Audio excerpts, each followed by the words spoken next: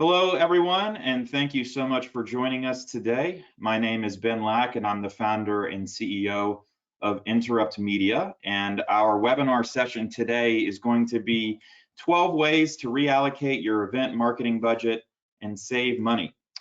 Joining me today is my good friend, Jonathan Staley, founder at Ember. We're going to both do a quick introduction and then go through a couple of housekeeping items. So if you haven't heard of Interrupt Media before, we're a full service digital marketing agency based out of San Francisco. I myself have been in the digital marketing space for over 15 years now, and our agency supports clients all the way from SMBs and startups to publicly traded companies. And we typically help our clients with demand generation, content marketing, and marketing and sales operations. And that's why the budget conversation is super interesting for us, because that's a lot of what drives a lot of the work that we do to help our clients. So Jonathan, you want to introduce yourself real quick? Thanks, Ben. Thanks for the intro, and hello, everyone. Jonathan Staley. I am the founding partner at Ember. Super excited to be here today. Budgeting is a painful but super fun and liberating topic when you get it right. Started Ember. It's a B2B marketing agency just 2 months ago. After working a long career in-house, thinking that the B2B marketing playbook is broken. So generally work with companies that are about 10 million ARR and help them launch their first big major integrated campaigns and do account-based marketing work. Thanks, Ben. Sure, you bet. So what you're going to learn today is a few things. Number one, Jonathan and I are hearing from lots of our clients that everyone's stressed. It's a tough time right now. And for many of us, we're really trying to do more with less. And because of that stress, Jonathan and I were chatting. We're like, you know what, maybe we should put something together to talk about how we're helping companies manage that stress and figure out how to just be a little bit smarter and more efficient with all the resources that you have and the goals that you need to hit. So what you're going to learn today are some ideas around who you should be targeting right now, some really easy places to cut your budget, what those metrics need to look like in order for you to make the tougher decisions. We're going to provide you some hacks and tricks and some ideas on how to streamline a lot of the work that you're doing or your approach to certain channels. And then we're going to make some suggestions just around how to become more organized. It's a really good time to kind of look internally and think about ways to do things a little bit better. So we want to just start by giving everybody an opportunity to breathe. I know all of us are super busy right now and very stressed. So if everybody will just please with me, take a very deep breath. It's a nice thing to do to just kind of center ourselves. And in times like this where it is really stressful, I at least can speak to, and I know Jonathan, I've talked to you about this, just making sure to breathe kind of helps keep me centered and knowing that everything ultimately is going to turn out and be okay. So with that, we want to go ahead and jump into the first thing right now, which is really who you should be thinking about targeting. And right now, that group needs to be your customer base for a number of reasons. First off, you need to keep the customers that you have. They're the ones paying you money, and anybody that churns is going to, obviously be really, really difficult.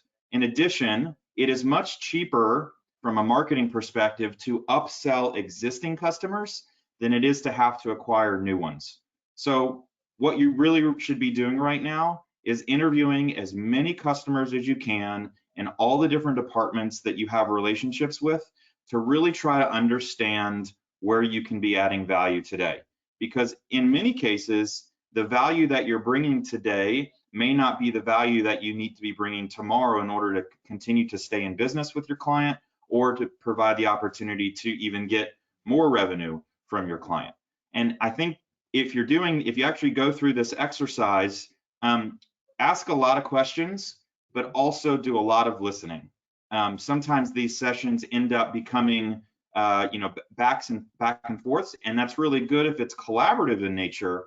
But the goal of your conversations is really to try to understand where you can add value, because that's going to be your way to building a better relationship with your partner and helping them accomplish their goals, which is either maintaining, growing, trying to limit the contraction, etc. So these are just some very basic ideas that I wanted to suggest in terms of adjusting pricing, creating some type of new product or service offering, maybe even offer a trial in something, or design some kind of customized plan. But I think that there's other really creative ways that you can do this as well.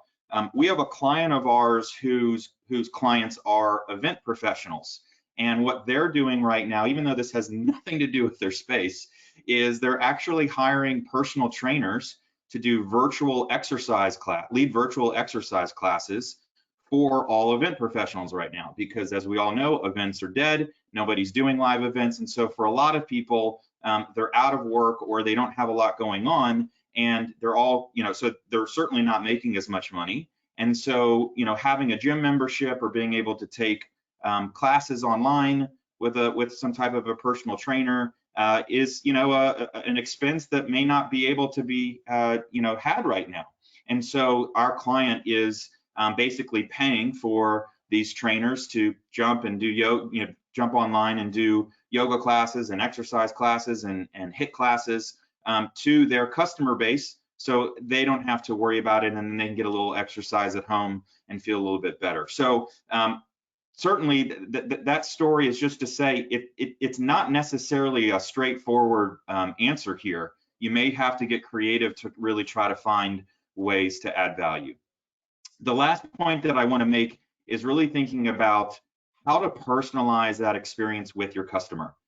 Certainly getting the answers from your interview questions is going to be extremely useful, but in the account-based marketing approach that a lot of our clients take, the personalization of that marketing and sales strategy is what makes the difference between winning business, retaining business, or upselling customers.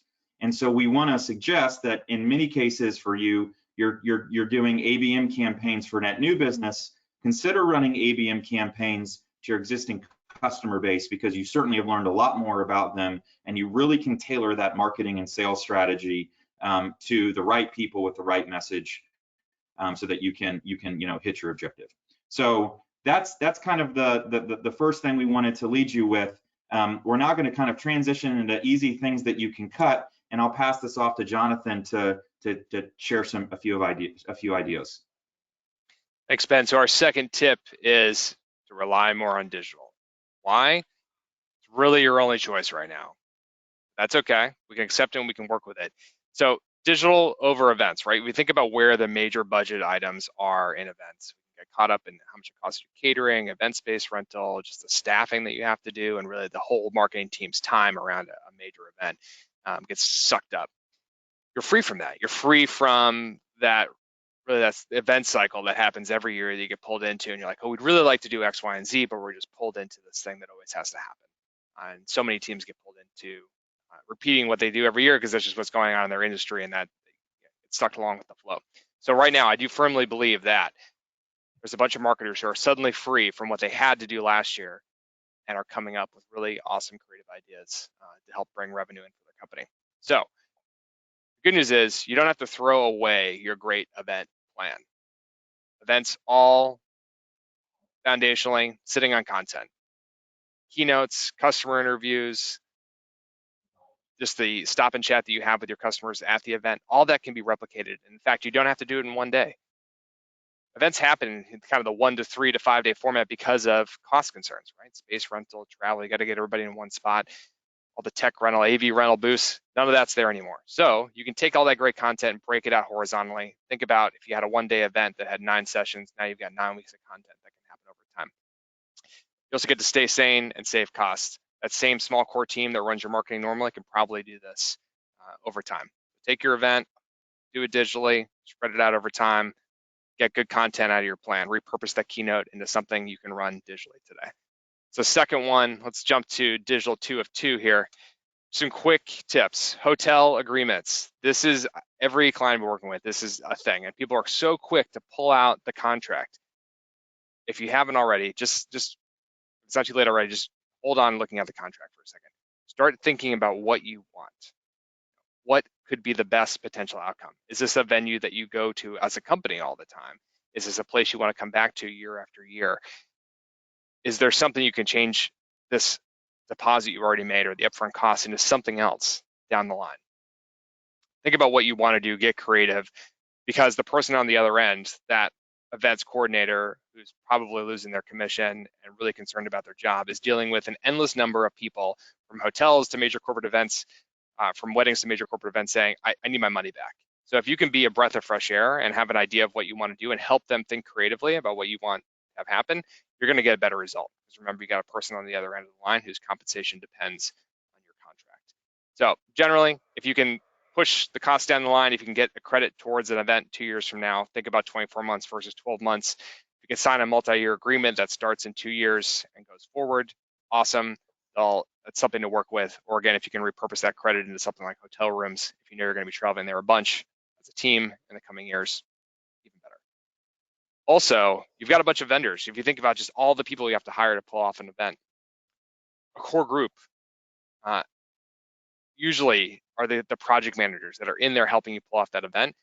They're going to be just as good at a physical event as they are at a digital event. They're amazingly organized. Someone who can think about how to pull off a dinner or a keynote for 3,000 people is going to be really awesome about making sure you hit all the deadlines for your promotion and your content for your digital keynote. So don't write those vendors off, pull them in, help them repurpose their skill sets to digital. You've got more resources than you can think. And of course, if you've got physical assets, you've got swag, hold on to them if you can. Don't cancel those orders, just put it away. You're going to save money down the line if you can actually have the physical space to do it. So repurpose that swag when you can. All right, Ben, let's talk about cutting deals with vendors. All right, if you have your tech stack completely organized and you know exactly when all your renewals are happening, I think you're in the 0.05% of marketing ops teams. It's just like there's always some other piece of tech that's falling out of cycle and you're always getting hit with a renewal and you're always in conversations usually at different times during the year, especially if you're a fast growing company. The tech stack becomes an amoeba. So if you're getting asked as a marketer by your CEO, CFO about what can we do to save money, tech stack's a great place to look. So first off, get your tech stack organized in terms of when you're looking at renewals and for how much. Almost always there's that really fun surprise conversation where a vendor says, oh, look, we've added all these features. By the way, your cost is going up 40%. Get ahead of that. Right now is the time to ask for discounts, see if you can negotiate longer trials, see if you can negotiate longer contracts. If you have a core part of your tech stack that you know you're going to use for the next 2 or 3 years, or you really want to use for the next 2 or 3 years, now's a great time to negotiate that. They want to have committed revenue, they want to see you attrit, and they want to reduce the burden on that actual sales cycle when it comes up. So if you can get ahead of your tech renewal cycle, identify some opportunities to save money by doing longer term contracts or negotiating for lower rates in advance, it's a great spot to free up budget. All right, Ben, let's talk about developers. So here's another place that you can cut is your developer. And this may seem a little weird for us to say, but we've found that a lot of our clients spend a lot of money on their website. They have, in many cases, they built their website off of WordPress. They're very much looking at their website as a lead generation, a major lead generation tool for them. And they're investing a lot of money in making sure that their website is an effective source of leads. What's hard right now is that because the website is such an important tool to driving leads, and everybody needs more leads now than they ever have. The ability to be able to optimize the website has become more and more difficult as developers have continued to stay involved in the process. And while WordPress is certainly a really flexible tool with lots of fantastic plugins and add-ons that allow for lots of customization, it really creates the space for for companies to be very reliant on developers. And because websites have been around for a really long time, there's lots of tools, website platforms that are out there that are either low code or no code that make it very easy for the marketer to be able to make the updates that they need to their website without a developer. And not only does that cut down on the time to go live, it allows companies to do conversion rate optimization and practices a lot faster. I mean, we actually have a client right now where knee deep in identifying, we've identified a whole host of pages on their website. They have thousands of pages and they are trying to, trying to do more with less. So we're going through an entire process with them right now on identifying all these pages that drive the most demo requests for them, and how we can run tests on the website without having to use a developer in order to be able to get things done quickly, because we need that data back fast to then run the next test. So if you're not currently on a low code or no code CMS tool like a Brandcast or a Wix, give it some serious thought and do that migration now, because it's going to be actually pretty easy. You'll be shocked because you won't have to bring a developer in, but then you're also going to save a ton of money because you won't have that developer that's going to have to be there to do a lot of the maintenance work.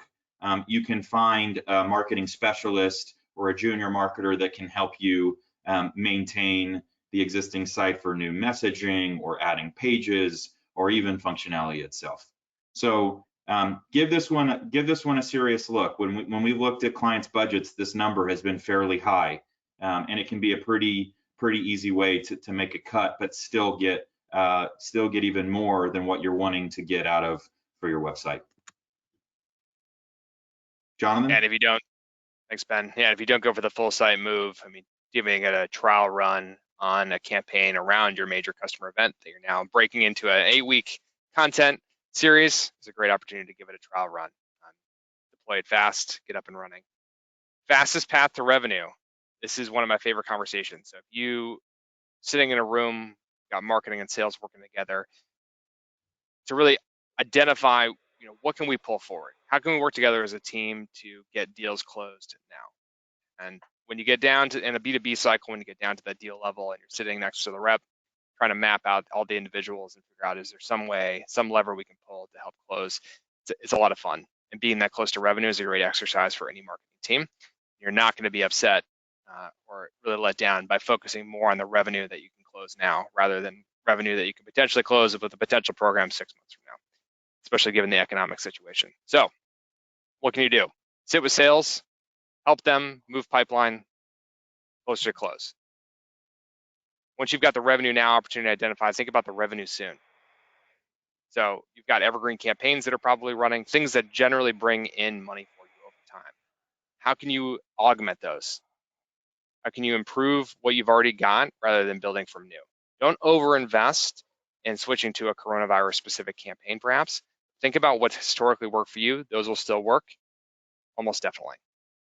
As opposed to thinking months and quarters and years, think weeks at a time. What can I ship this week from a marketing perspective that'll help pull revenue in and generate leads? Stay agile, keep moving fast. The situation globally is changing, and you as a marketing team should be able to adapt to that too. One of my favorites and a great opportunity is almost definitely you have partners in your ecosystem to work with. There are other companies that are going after the same audience you are. It's a great opportunity to do partner marketing campaign. If you're thinking about from an events perspective, almost definitely you had sponsors at your event. You had people who were helping you fund that or helping bring attendees to it, or you had speakers there. All those people are still in the mix. They're great people to talk to about how you can make something happen now and quick and lean. And last, it seems like a quick knee-jerk reaction every time, but it's like, okay, we got to find money. Let's shut off the paid media programs.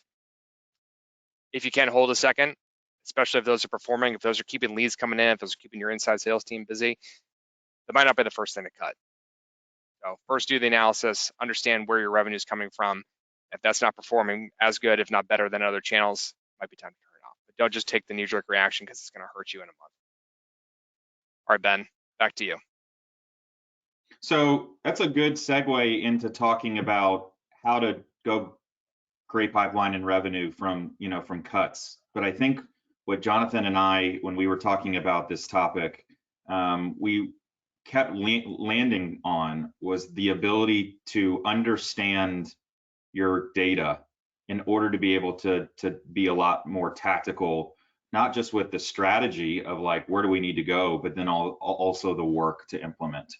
And for many of you, this is probably stuff that you've already got in place so that you're already thinking about. But it's always good in a time like this to go back to this. What are the key metrics that you're tracking today? And what is that bar for success, and can you raise it? For many of you, maintaining is just what you're trying to do. But for others, even though we're in a situation like we're in right now, you still have a really high bar or high revenue goal or high pipeline goal that you need to achieve.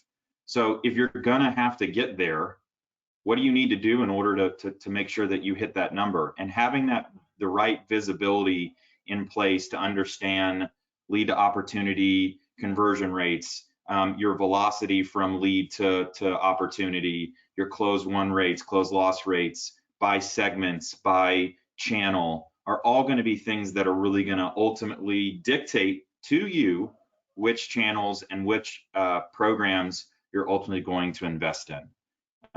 And while the customer acquisition cost may be a little bit different for each one of those, you'll then have the information handy to be able to figure out, what am I okay with right now?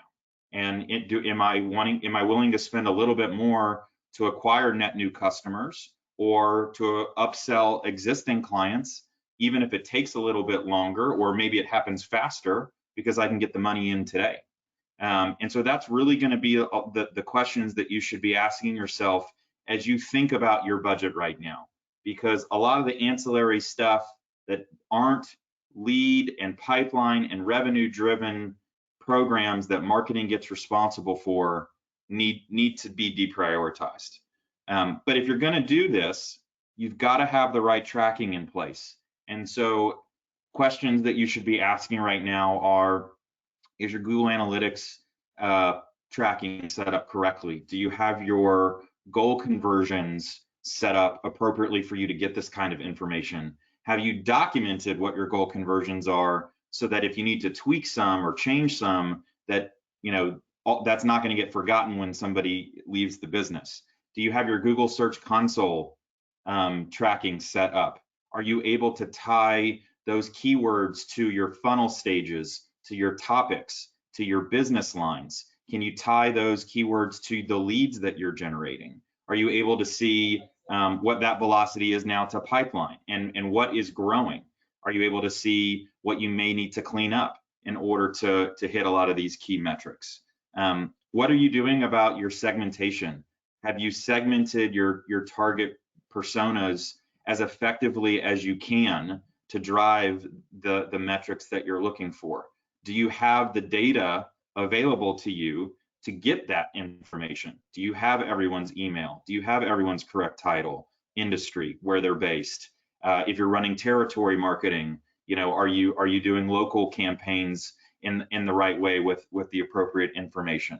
And then how effective can you be at personalizing your campaigns in order to help you drive these metrics? For many of you, personalization can be as simple as title and company name and industry in marketing campaigns. For others, personalization may need to be certain proprietary information or certain pieces of insights from surveys you've done, or other analytics or insights that you have from other customers that you want to share. And that's going to also really help you drive towards this North Star of what's my CAC, what's driving the most leads in pipeline and revenue. And if you don't have the right tracking in place, or you don't have these answers to these questions, certainly feel free to reach out to myself or Jonathan, because this is critical in order for you to be able to be effective in a time like now. Now, with that said, you've got to have the right tools in place in order to help you get those answers. And we think that a marketing operations tool is the crux of the entire tech stack for marketing because of the amount of things that it can do for you. And if you're not getting the most out of your marketing operations tool right now, then we recommend you spending some time doing so, because you really could get a lot of efficiencies in both the amount of things that you need to do or the amount of labor or money that you need to spend to produce stuff or get stuff out. You really can significantly lower a lot of that with a marketing operations tool. So things that we're helping clients with right now are rethinking and optimizing lead routing and alerts to the appropriate people. We're implementing or optimizing grading and scoring for clients to make sure that they have a really good sense about what's a quality lead, what's a really engaged lead. We're leveraging marketing ops tools for ABM campaigns with personalization by improving databases and making sure that those emails and landing pages have as much personalized information in there. And then we're also, from a segmentation perspective, helping a lot of clients with dynamic list building. This isn't just a static list that never changes. This is something that changes based off of certain demographic, firmographic, or engagement metrics that your target prospect or company has with you, so that you can be sending them the right campaigns. So give that a hard look. And if you're able to do that, then you'll ultimately be able to improve your tracking to give those decisions, and you'll be able to then integrate that information and all the data that comes with it into your CRM, so that all systems are really talking together, and you can have a lot of confidence that the data that you're reviewing for insights is positive. In addition to that, we really suggest that you try to streamline a lot of the workflow that you can in your marketing automation tool. And this is a list of assets that you can be taking advantage of, not just in marketing automation, but in other places as well. And we really recommend that you try to templatize as much as you can. In addition to templatizing it, you want to make the templates really easily accessible. So you may need to train your teams on how to use these templates, either with video recordings or documentations. But if not enough to just make this stuff, people need to know that it's available so that others can take advantage of it. But then it also means that the design work and production work of having to get lots of emails out, or lots of landing pages out, or new web pages or presentation decks, the cost is brought down fairly considerably. So if you're in a process where you're doing lots of one-off stuff, take a step back, really try to think about your brand and how can you templatize these assets with your brand in mind. Because if you can streamline your workflow and streamline your brand across all different types of platforms and content, then you're really gonna help yourself out even more. And that's a good way for you to be able to cut some budget and try to really clean up the house a little bit. So streamline, really get your metrics in a good place, and think about how you can hit those goals. That's kind of the next piece to this. But Jonathan, I know you have some other thoughts outside of MOPS that you want to share around other ways to kind of streamline and repurpose the things that we have. I do. One of my favorite topics. So this is another form of operationalization. Ooh, mangling that one. But favorite topic, plucking the content chicken. Almost definitely, if your marketing team has been around for a few years, you have produced endless amounts of content in the format of blogs, webinars, collaborative sales on pitch decks, done some customer stories, you've got a website. There's just probably a giant heap of content. And generally what happens is you're coming up with a new campaign concept, new program idea, and we got to make all this content. And it all ends up being net new. And the truth is you probably can get, if not 100%, 60, 70% of the way there for some of your key assets by repurposing what you have today. So it's a muscle to develop, it's a skill to develop, it's a question to always ask as you're developing the brief. Can we use something we've already created? Start from something. Because you'll get to the end product much faster and you can ship your campaign much faster. Not only does it help with new programs, you can go back and audit your old programs and say, well, what could we do to extend this? If it is part of an evergreen campaign, well, maybe we can repurpose it into blog content that will help with SEO. Maybe there's a few other industry or topic specific landing pages we can invest in based on the content we have today. Maybe there's a webinar series that we did that we can cut up into small clips and repurpose for social. There's probably something there. So whether it's a new program or an old program, taking a look at what you have and getting creative is a great exercise to go through, and it's an awesome skill that the team has. The team can develop, and it will last forever once you start to get. engagement every day. So rather than thinking about big lumpy cycles of promotion, we've got a big event here, we've got a big campaign launch here. What can we do to create engagement every day and really pull engagement along with the company rather than generating one-off leads in lumpy time periods? So there are a few audiences that often get overlooked that are probably opportunities for almost every company. So get into your CRM, identify those easy sales and marketing plays. Create personalized campaigns by persona. Everyone, I think, feels good. They try to create those, and they get created and they're one and done, and they don't get revisited. Are they working? Are all the people that should be in them actually in them? Have they gone through them? What can we learn? There's probably prospects that fell out of the funnel for whatever reason. They didn't make it into your marketing automation program. Good opportunity to look at them. Are the people we missed engaging? Ex-clients, awesome one. Good time to be talking to people that already bought from you at some point. Good time to check in. And then a re-engagement campaign. This takes a little bit of work to put the data together, but if you had an advocate at a company that bought from you that's now at another company, it's a much easier opportunity to create than a cold lead who's never heard of you before. So there's probably some really good marketing gold, some really good plays you can create from what you have today inside your CRM. Start getting these plays going and create an everyday engagement that can go well beyond the crisis we're in today and help fuel revenue in the future. Ben, one of your favorite topics, I know, conversion rate optimization. Let's jump into that. Yeah.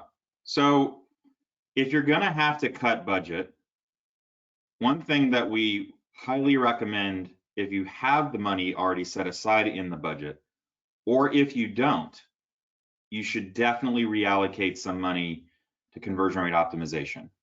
For many of you who have lots of content that Jonathan just mentioned and lots of things that you're sending out, we found marketers tend to just go to the next thing and go build the next campaign and then the campaign after that.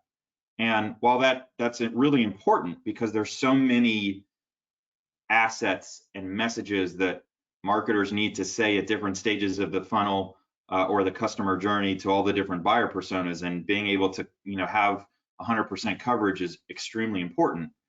It's equally as important to get as much out of what you're making, because you really only have so many at bats. And if you're going to be asked to do more with less, and you're going to still have to hit that super high pipeline or revenue goal or that really large lead goal, but your budget's being cut, one of the ways that you can make up for the lack of budget is to, again, getting more out of what you have. And so if you don't already set aside time, and this is not a simple thing to do, if you don't already set aside time to do conversion rate optimization, to run conversion rate optimization tests, then I strongly advise you to do this. We're suggesting that all of our clients do this right now. Many of them have prioritized this within their business. And these are the 4 big buckets where they're doing conversion rate optimization in email, landing pages, websites, and paid programs. And while some of these metrics are somewhat vanity in nature, in that if you get more opens, that may not necessarily translate into conversions, be really honest with yourself about what your test is supposed to drive, and make sure that you're only doing one test at a time, because you really want to be able to isolate a specific thing, whether that's the design, the message, the call to action, or the segment, to make sure that you really can get the information that you need from that test to figure out, is what I just changed better or worse? We're seeing a lot of companies right now pause website redesign projects, and I actually think that that's really short-sighted. I get why website redesign projects are extremely expensive for lots of you. But what I would say instead is, instead of doing a completely different website, a completely new website redesign, pick your top pages that drive leads today and optimize those for a fraction of the cost. And then when things get better and you really do need to do you want to change the brand and the look and feel, or your product suite's different, or your service suite's different, or your messaging's different, then you can go about doing a complete website redesign. But for folks that say, hey, I don't want to do a website project right now because it's really expensive. Again, give it a hard look, because that's where a lot of leads are being driven for a lot of businesses today, regardless of whether the whether you're investing in SEO or paid programs or some type of affiliate or partner marketing, or if you've got a heavy email marketing campaign that you're doing, really make sure that you're doing that. And for paid programs, we've already talked about cutting fat, but really make sure you're doing the tests that you need to do. For example, in LinkedIn, don't do an A/B test, run an ABCD test. Because in LinkedIn, you want to get the frequency as high as you possibly can. They're only going to serve ads every 6 hours to that specific prospect. So you want to get as much frequency as you can to that specific person. So just running 2 ads isn't going to be enough. Secondly, if you're really going to need to test, for example, in LinkedIn, the image, which in many cases is what drives a lot of the different click-through rates, having more images to test than less is going to be a lot easier to test than trying to come up with 4 different messages or calls to action in the actual ad copy. So that's an example of something that's, could be very easy to run, but in many cases gets overlooked. The last thing I'll say about this is also at the landing page. Marketers spend a lot of time trying to drive traffic to certain pages, and it's very expensive to get that traffic to those pages. And I want to just challenge you, if you're not already doing this today, to really think about how can you make the most out of those landing pages. I know I just spoke about it on the website side, but for folks that are running paid campaigns to landing pages or email campaigns to one-off landing pages, especially even for ABM, really think about testing your headlines and message, your calls to action. Are you really adding value for the call to action? Are you really speaking to pain in your message? And are you really targeting the right people? Shoot, are you even offering the call to action with the right number of fields in your form? Do you even need to have a form in order to be able to drive the kind of engagement that you're looking for? Really ask those hard questions that in many cases just get defaulted, yes, this is what we've always done. Give it a hard look and see what those results may be in a test, because you may be surprised. No one really knows the answer. But if you can get yourself into the process of doing this, then you're absolutely going to find that you're going to get more out of what you're doing and be able to do more with less, which is, again, something that we're all trying to accomplish right now. So, Jonathan, want to talk a little bit about how to make all this work? Talk about making it happen flawlessly. So I know we all became marketers to focus on project management. It's the thing that just keeps us all going. Super excited. The reality is it's something that just needs to happen, especially if you're doing a big integrated campaign. And checking things off lists does not get me out of bed in the morning. But what does get me out of bed is just feeling like I've had enough space and time to do the most creative work we can do, and then have flawless execution being paired with that. So if you're a fan of those 2 things, I think what you will like and benefit from is templatizing as much as you can inside a project management tool, the things you execute all the time.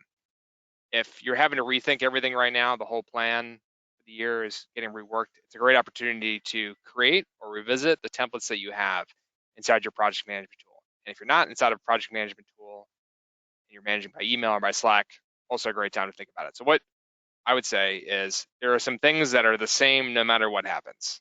Whether we're never doing an event again, or we're doing back to live events in 3 months. You're probably always going to be publishing landing pages, creating emails, putting blogs up on the website. You're going to have a campaign brief. Like, there's some core motions that you go through as a team that can benefit from having documents that are already templated out and checklists that go with them. So if you get that sorted, the immediate benefit will be that flawless execution. We're not going to forget to do something. We're not going to forget to fill out the one field and make sure that the page goes down after the webinar has already happened. Get that flawless execution thing nailed, because then you're going to have more time for the creativity. And as a team, you'll be able to have a very substantive discussion around what has to move.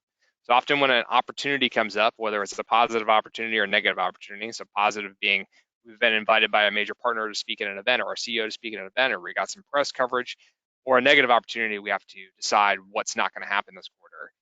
You can have a much more substantive conversation with the whole team about what can be pulled off and what can be shifted around and moved if all of that project management exists inside of something, a shared language, a shared space where you guys can talk about it. So project management, not for project management's sake, but to maximize creativity and enable flawless execution.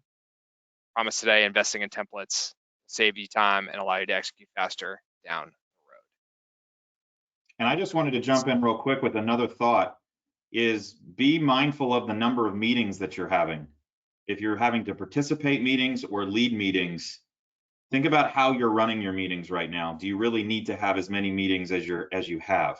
Make sure you've got agendas for your meetings so that you can just be real structured in the time that you have for everybody to get together. Meetings are really expensive because you're asking a lot of people to all get together and talk about, the creatives or the project management stuff of one or many different campaigns that you're working on. So just be really honest with yourself about how you're leveraging meetings, because again, if you're really short staffed and you've got a lot of work to do, being in meetings, while certainly effective for getting people to do collaboration on ideas or getting approvals with one or more people on certain milestones that you're in, other times the meetings can really be a waste of time and could be better used for people actually getting work done. We actually have a client who was launching a campaign recently. They did 15-minute stand-ups every single day of the week up till the launch of the campaign, and then for 3 days after. And then the moment we hit that third day after the campaign, the stand-up went away. There was no more need to have the meeting, and everybody got their time back.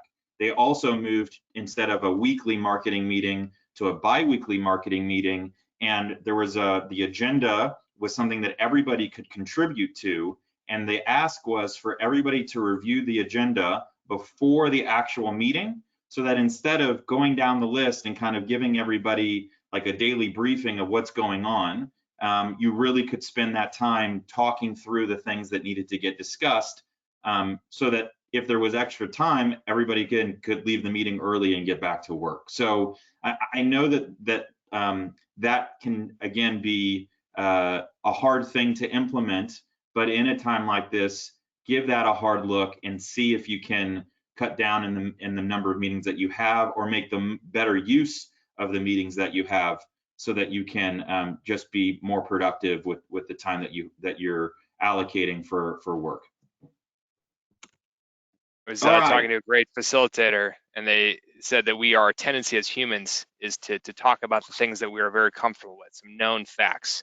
So generally meetings don't get into the real big decisions, the big discussions, the hard questions that we actually need to address. We end up just reporting out. So we have to basically fight against our natural tendency as humans, and what Ben talked about is a great way to do that. Totally agree.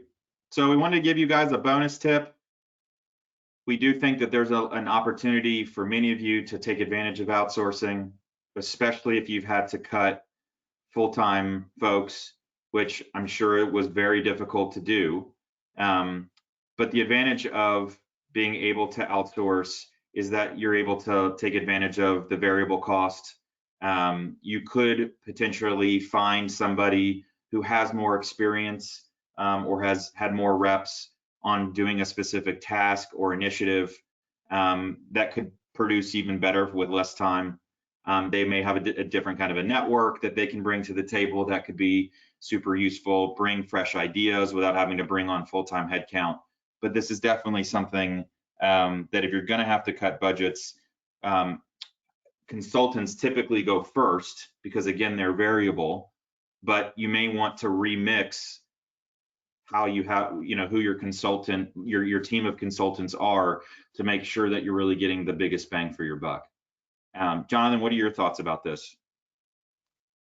I think that it's always a tough decision about when you're cutting headcount, but honestly, taking a look at what you have to do, especially if you've been able to wrap your head around what the next 6 months looks like, and asking hard questions about the skill sets on the team and whether you have the ability to execute on that, and just being upfront with people and having a question about what you want to pull off, and being upfront with both your internal team, your executive stakeholders, and then of course your consultants. Push people to really put some skin in the game about what they can achieve commitments. Cool. So Jonathan and I wanted to put together some tools that we're really big fans of, that we like either because they can save you a lot of time and also a lot of money potentially. So we're just going to run through these pretty rapid fire. I'm a huge fan of Rev. It's a transcription service. You can see the rates and accuracies that it provides and the turnaround time there. We use Rev a lot for client interviews, webinar presentations, because that's a lot of talking, and it's just really fast and cheap to get that kind of information or get that transcript. And then we leverage that to either turn it into blog posts, executive summaries, ebooks or white papers, and all sorts of other types of written content that we want to leverage. So check out rev.com if you're looking for easy ways to try to repurpose content that you have. Brandcast is a partner of ours. They're fantastic low-code website builder, really designed to give marketers and designers a lot more control over the UX and design experience. They also have a lot of functionality for sales folks to turn PDFs into web pages. And the reason why this is important is because you can't get any metrics off of PDFs. So if you're sending a proposal to somebody, put it in a web page and get the metrics, see what people are actually looking at. If you have a high dollar product or service, those extra insights could be the difference between winning and losing the deal. Jonathan, what about Mural?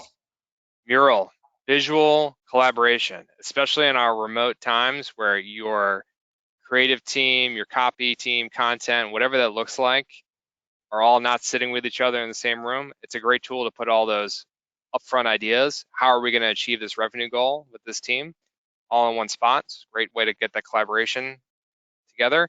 And then also, once you start your campaign moving, and you've got all the visual creative assets and copy and narrative, it's a great place to put all that up for review, get your stakeholder alignment, get feedback on the content. If you've ever found yourself huddling around a Google slide and putting comments and questions in there, you immediately need to go start using Mural. It solves all those problems. I run all of my clients with it, and it saves me so much time. And if you've been impacted by the coronavirus, which is everyone, it's free for 90 days right now. Sweet. We use Rike for our project management tool. We're able to tie time to all the tasks that we have. We have put a screenshot in on the project management slide to kind of give you a sense of what the Gantt chart could look like, but they also have Kanban board visibility, or it could just be a list. So there's a lot of different ways that you can leverage Rike to really make sure that you're tracking all of the tasks that you have. For a lot of the content sprints, we have separate stages for ideation to creation to editing, and then design and publishing, all the way to webinar production work, campaign production work. Definitely give that a look. We've also found a lot of our clients are using spreadsheets for budgeting, forecasting, and to really try to model out the performance of their marketing efforts. We strongly recommend moving off of spreadsheets to some type of BI tool. And there's a great company called Fortella that does that for many, many businesses right now. They have great visualizations to give you a better sense of what your pipeline looks like, but they're also able to help you prioritize the prospects and accounts that are low-hanging fruit for the different segments that you have, so that you can go run campaigns to those folks and get those people into your pipeline a lot faster. Canva, it's great for a bunch of different things. Here's the use case that I really love it for. There's nothing that will drain the enthusiasm out of a designer faster than saying, I need you to turn around, 45 graphics in 2 days, all related to this one social key topic and this ad set. And, it's in 32 different sizes. It's just all this production design work that they'll do it. and it'll be high quality, but it's not the thing they'd really love spending their time doing. Inversely, your social media manager, demand gen person would love to be able to create all those ad variations on brand, have design give them the check mark and say, go ahead, basically creating to their heart's content. Canva is great at that because it gives you the brand control and the templates that your design wants and the speed and execution that your demand and social want. So check them out. You produce a lot of visual content. They're awesome for that. Camtasia, if you are not a video editor, which is probably most people on this call, but you still have video aspects of your marketing where maybe you're doing some live video, maybe you're doing some webinars, Zoom calls, you need to cut that stuff up. Camtasia is a great way to do it. Super affordable, it's very basic. You don't need to be an editor pro to take advantage of it. And it lets you, if you decide to get advanced, you can go up to a certain point in terms of adding layers and lower thirds and audio editing and music, but it also just a really simple editor to get your webinars cut up and out the door. Camtasia. Unsplash. This is, if you don't have a great stock photography library of your own, which is also again, probably almost everyone on this call, it never seems like there's enough. You're always missing something that just makes sense for a small web tile or for a background on a social post. It's a great place to go there. The quality there is a lot better than if you're just Googling for free stock imagery. And the royalties are super simple because it's free and you don't have to manage it. Loom, I think, Ben, you're going to talk about this guy. Loom is a great way for you to be able to record your screen and use this for collaborations or training tools. Super great tool for folks. Also for Lumen 5, it's a really easy way if you want to incorporate video either more efficiently into your social program or into your other asset creation process. They can really very easily convert blog posts into videos. It figures out what sentences and headlines from your post are the most interesting or most impactful, and then drops that onto stock photography with some music.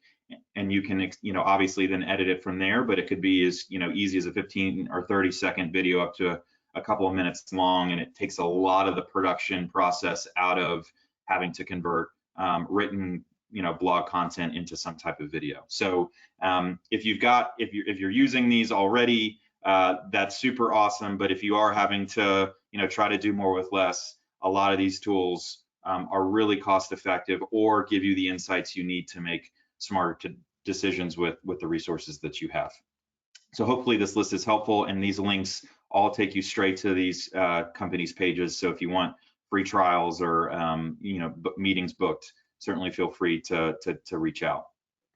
We wanted to offer you guys a free opportunity to get a budget review with us. This is a 90-minute conversation where we go over the metrics that you're wanting to try to hit. What are those goals? How do you need to execute that based on the budget that you now have? And then what are some of those steps and programs that you need to implement today and tomorrow in order to make sure that you're hitting those goals with less.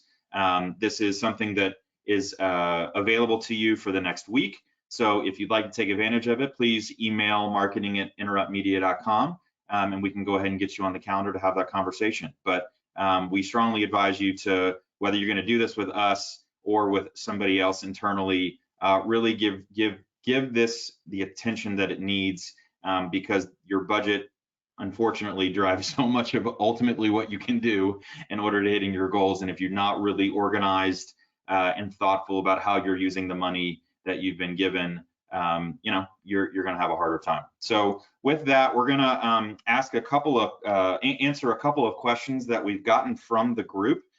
There's quite a few in here, so we're just going to try to get through a couple because we know we're getting close to the top of the hour. So Fantasia asks, and Jonathan, we'll have you start with this one. If my customers' needs have changed during this time, what's the best way to understand how I can pivot my offering to better suit them? What ideas do you have? Say my initial reaction is, let's go talk to them. If you've got a core group of customers that you really want to retain, really focus on your upsell or part of your upsell program for next year, go have that open executive to executive conversation. Talk about what the situation is in their business. So back to customer interviews. core part of any product marketing effort. Start there, and then once you have some data and insight, really build that new offering with your core group in mind, and then of course expand the group to get more value out of that effort. I'd also say speak with your sales team. They're going to be kind of a de facto resource because they're talking to customers all day long.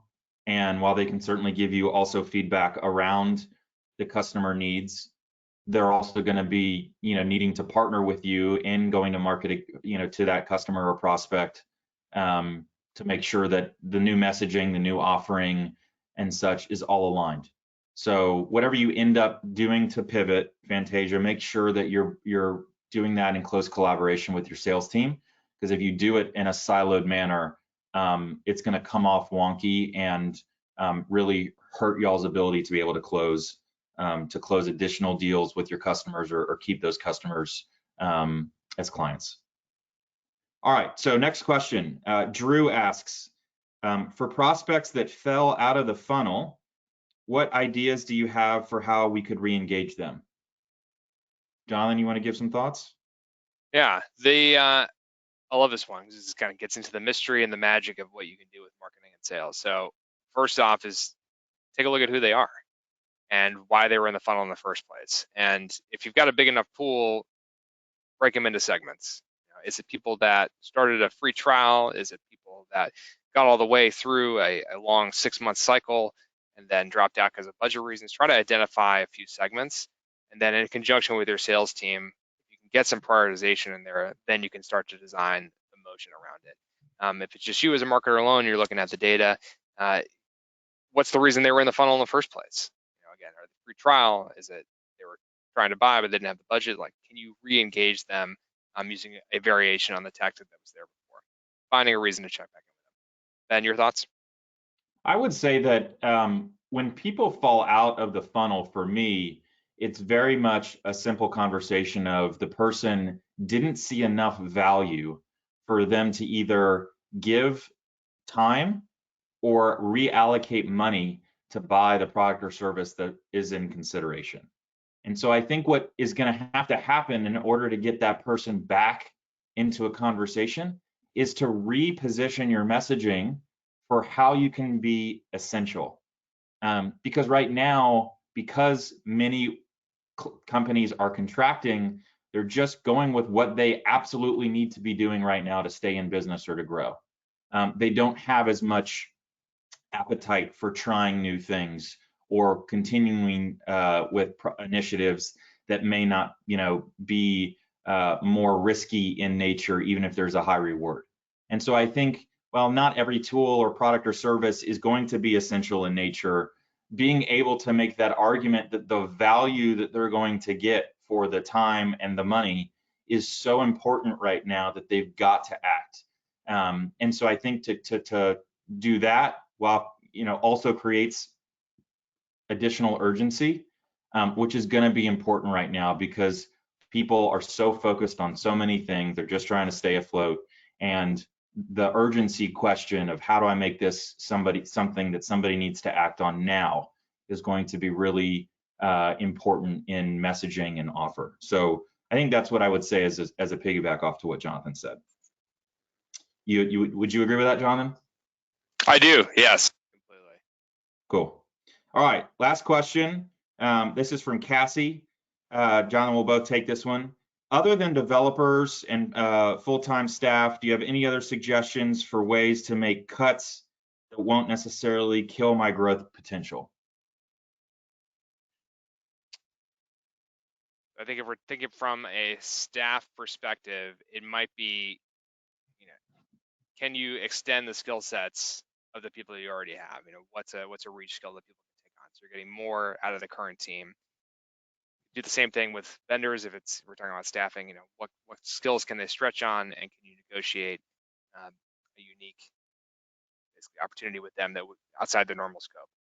And then if you're thinking about big buckets of money, I think going back to the tech stack is a great place to go. Like, what cost or what future risk can you mitigate by negotiating longer term contracts or pre-negotiating lower rates?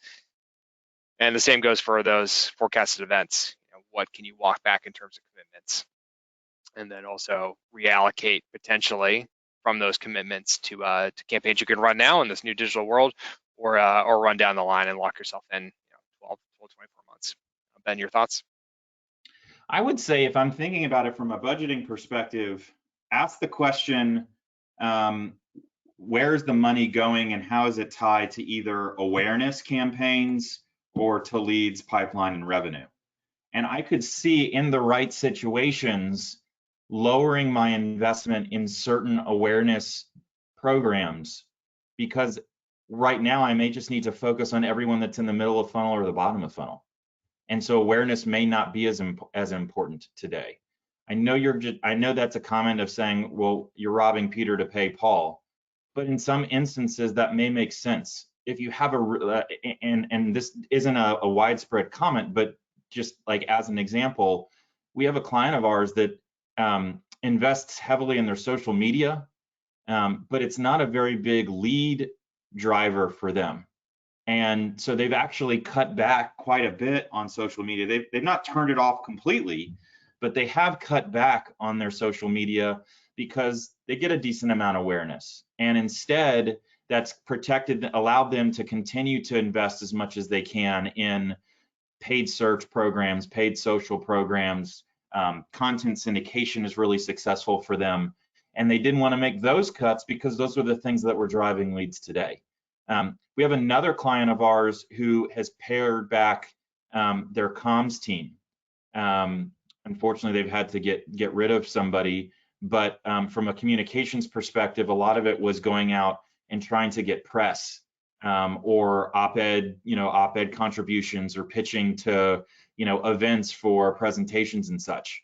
And unfortunately, because one of those people was specific to working the event kind of comms that you can run, that person was unfortunately let go. But I think that if positioning yourself in an awareness-based campaign like what PR really does for you is really important, then give that a hard look and try to maintain it. But if it's not, or you're just getting started, then it may make sense to pull that back a little bit or cut it off for a while and then bring it back. What I'll say regardless is that it is always harder to bring things back than it is to just, especially if you cut it completely, than it is to pare back a little bit. So if you've got a program or a team that does certain things, really try to find ways to not get rid of it completely, because ultimately things will hopefully get better and you're going to want to get back to where you were. And if you really think that initiative or team is strategic, it's just hard to do it again. So that would be my perspective on it. So I want to close. I know we've run a couple minutes over. So Jonathan, let's me and you share some quick final thoughts. I'll go first, and then for those that are still on, please, we'll make sure this recording and deck are available to you. And then if you wouldn't mind answering the survey afterwards, we'd really appreciate your feedback. My final thoughts are, I'm sorry that you're having to dealing with budgets again. Q4 for many of our clients is typically where everybody's going through the whole budgeting process, and to have to go through this all over again because of what's been going on is crazy annoying, crazy stressful, and just not fun. So I totally feel your pain, and to the extent that we can help you, would love it. But what I would say to you is it's an opportunity for you to really look inside and see what opportunities you have to be more efficient. As people grow or industries grow, a lot of people think what's next instead of thinking how can I do with what I have better, that's better. So while this could be a really difficult thing to do right now, and you need the right kinds of information to make the right kinds of decisions, try to take the long game and long approach and use this as an opportunity to not only grow for yourself, but to grow for your business and see ultimately what works and what doesn't, and use those learnings for the next time, because it's certain that whether it's a pandemic or a downturn in your specific industry or something that happens with your business, you may have to go through this process again, and you want to be able to learn certain things from having to go through this exercise so that you can do it even better for the next time. So Jonathan, any final thoughts for yourself? Yeah, definitely. The thing I keep coming back to, and it really is actually keeping me very excited about this time, is that we're suddenly free from last year's, the year before's playbook.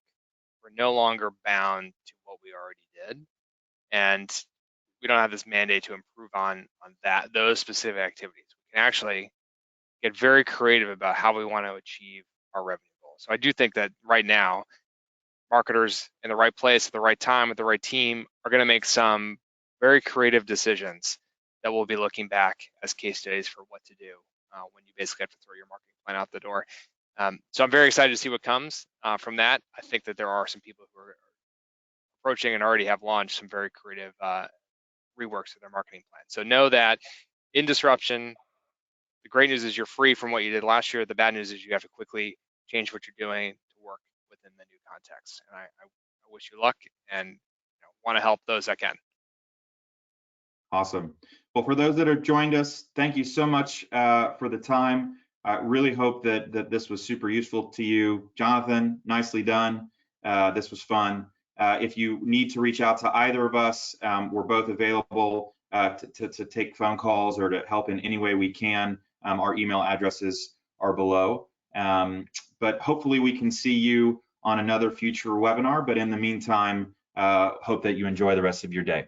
Thanks so much, and we'll talk to you soon.